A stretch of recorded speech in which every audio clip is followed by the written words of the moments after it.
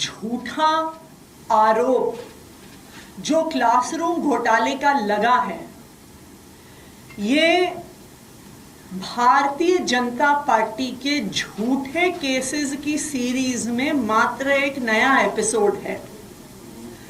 10 साल से भारतीय जनता पार्टी की केंद्र सरकार ने, उनकी अलग अलग एजेंसीज ने, चाहे वो ईडी हो, चाहे वो सीबीआई हो, चाहे वो इनकम टैक्स हो, चाहे वो दिल्ली पुलिस हो, उन्होंने सिर्फ और सिर्फ आम आदमी पार्टी के नेताओं पे झूठे केस, फर्जी केस, गलत केस लगाए।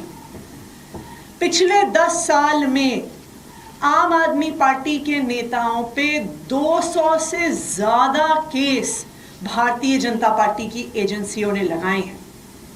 लेकिन 10 साल में ED, CBI, Delhi police, ACB, सबकी जांच, सबकी रेड, सारी फाइलें देखने के बाद भी आम आदमी पार्टी के एक भी नेता से 1 रुपए का भी भ्रष्टाचार का पैसा आज तक नहीं मिला है।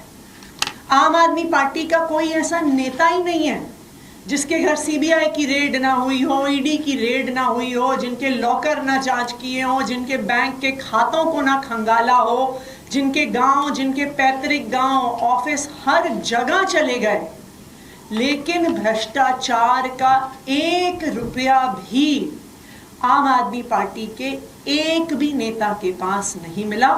और ना ही किसी भी फर्जी केस में चवन्नी भर का भी कोई भी एविडेंस कोर्ट में बीजेपी की एजेंसीज प्रस्तुत कर पाई हैं। याद कीजिए, सुप्रीम कोर्ट ने अरविंद केजरीवाल जी को बेल देते समय केंद्र सरकार की एजेंसीज को कितना फटकारा था। कहा था कि ये तोते में बंद, पिंजरे में बंद तोते की तरह है, लाइक अ केज्ड पैरेट। और उन्होंने, सुप्रीम कोर्ट ने केंद्रीय जांच एजेंसीज को कहा था कि आपको इंडिपेंडेंट होना पड़ेगा, आपको स्वतंत्र जांच करनी पड़ेगी, आपको राजनीतिक भेदभाव के आधार पर काम नहीं करना है। और आज फिर से वही कहानी शुरू हो गई है। क्या है कारण इस क्लासरूम घोटाले की जांच का? कारण सिर्फ एक है। 100 दिन में भारतीय जनता पार्टी की ये 4 इंजन की सरकार हर सब्जेक्ट में फेल है। भारतीय जनता पार्टी से सरकार चल नहीं रही। बिजली हो, पानी हो, प्राइवेट स्कूल की बढ़ती हुई फीस हो, शहर में बढ़ता हुआ क्राइम हो, वाटर लॉगिंग हो, आप किसी भी फ्रंट पर जाइए, भारतीय जनता पार्टी की सरकार बिल्कुल फेल है। पिछले 10 साल से दिल्ली में 24 घंटे बिजली आती थी, लेकिन जब से भारतीय जनता पार्टी की सरकार है, इतने पावर कट, दिल्ली का कोई इलाका नहीं होगा जिसने पिछले 3 महीने में लंबे लंबे पावर कट ना देखे हों। चाहे साउथ दिल्ली में छतरपुर हो, मालवीय नगर हो, गोविंदपुरी का इलाका हो, उत्तम नगर हो, पश्चिम विहार हो, बुराड़ी हो, दिल्ली का कोई ऐसा हिस्सा नहीं है जहां पर लंबे लंबे रेगुलर पावर कट ना लगते हो। अब तो दिल्ली में लोग ऐसी बात करने लगे हैं, हो बारिश आ गई, इसका मतलब बिजली कट जाएगी। अच्छा जी, आज गर्मी हो गई, इसका मतलब आज बिजली कट जाएगी। ओह, आज आंधी आ गई, इसका मतलब बिजली कट जाएगी। क्या हम 2025 में जी रहे हैं जहां पे भारत की राजधानी में बरसात आने पे बिजली नहीं दी जा सकती? ना सिर्फ पावर कट हो रहे हैं, बिजली के दाम बढ़ गए हैं। एनडीएमसी के इलाके में 50% से ज्यादा पीपीएसी चार्जेस बढ़ गए हैं और बढ़े हुए बिल आने शुरू हो गए। तीसरा, पानी की त्राही मची हुई है। एक तरफ बारिश हो रही है, सड़कों पर पानी भर रहा है, लेकिन लोगों के घरों में नलकों से पानी नहीं आ रहा।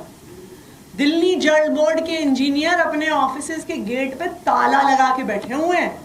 क्योंकि उनके ऑफिसेस के बाहर महिलाएं आके मटके फोड़ रही हैं। दक्षिणी दिल्ली में पिछले 3 दिन से पानी नहीं आ रहा। क्यों? क्योंकि भारतीय जनता पार्टी की सरकार फेल है। जहां पानी आ भी रहा है, पानी गंदा आ रहा है।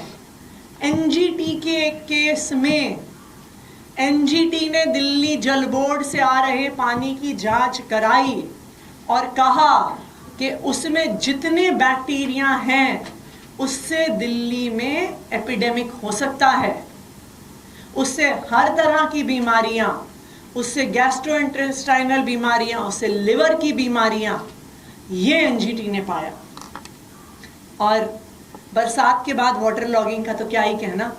अब तो दिल्ली की मुख्यमंत्री रेखा गुप्ता जी ने कह ही दिया है कि 1.5 घंटे तक सड़क पर पानी भरना सामान्य बात है, क्योंकि कहीं सड़कों पे तवे तो लगे नहीं हुए हैं कि तवा गर्म होगा और पानी इवेपोरेट हो जाएगा।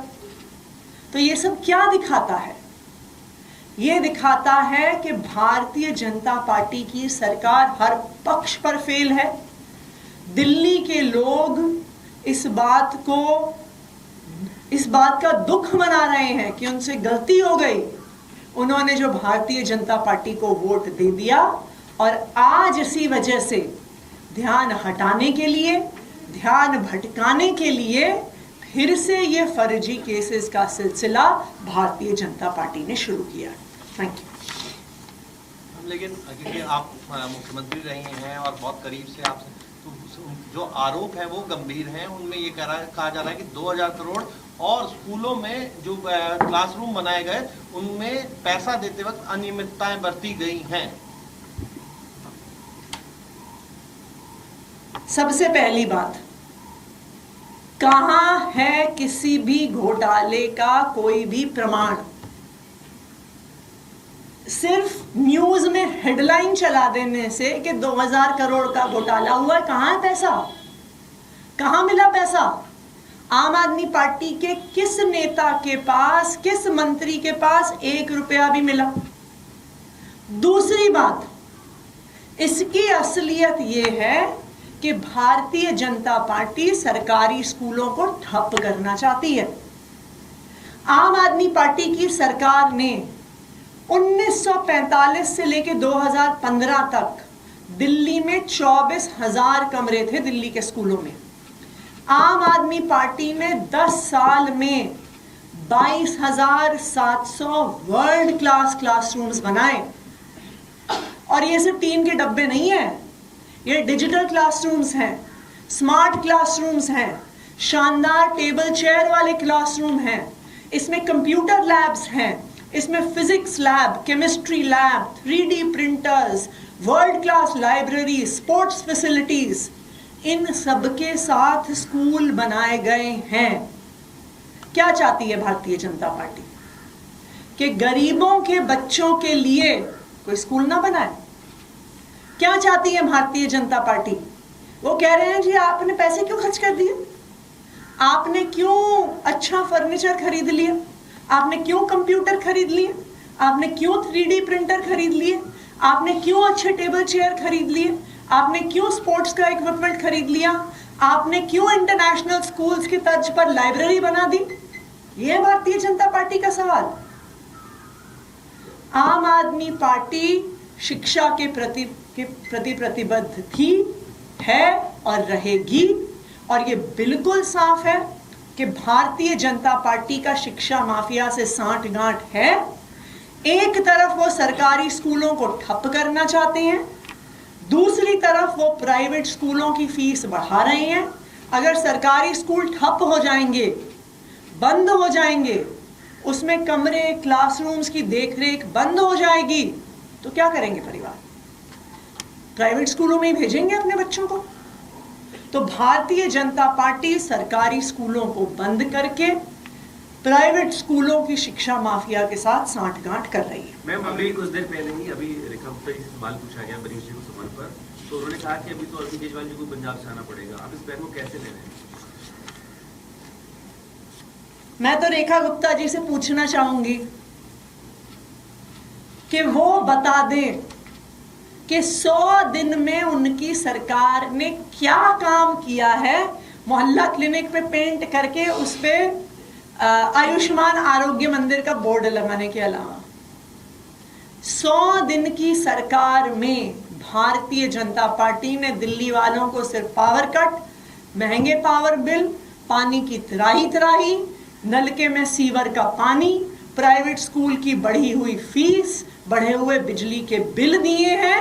और यही कारण है कि वो अपने काम के बारे में नहीं बात करते, वो सिर्फ आम आदमी पार्टी और अरविंद केजरीवाल के बारे में बात करते हैं, क्योंकि उनके पास काम की बात करने के लिए है ही नहीं।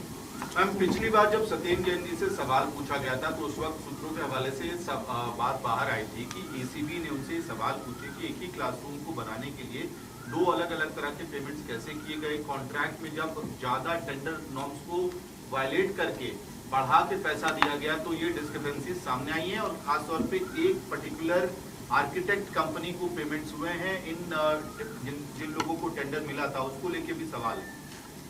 मैं आपसे 2 चीजें पूछूंगी।